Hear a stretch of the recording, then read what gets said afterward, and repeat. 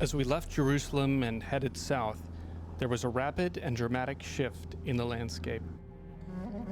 The trees and shrubs died off, giving way to the arid Judean wasteland.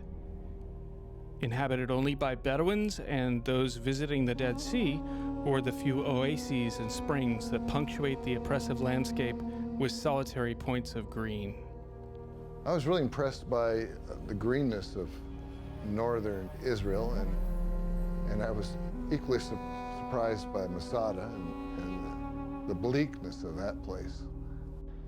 Our destination was Masada, a once mighty mountaintop fortress, which was the last refuge of the Jews during the rebellion against Rome in 70 AD. A few visitors were attempting the treacherous and ancient trail to the ruin, which dates to about 35 BC.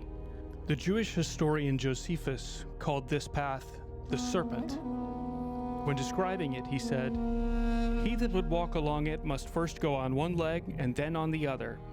There is also nothing but destruction in case your feet slip, for on each side there is a vastly deep chasm and precipice, sufficient to quell the courage of everybody by the terror it infuses into the mind."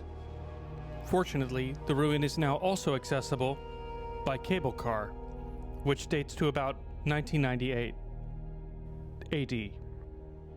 In Psalm 18:1, David wrote, "The Lord is my rock and my fortress, my deliverer, my God, my rock in whom I take refuge, my shield and the horn of my salvation, my stronghold." The word fortress in Hebrew is Masada, which is where we're standing.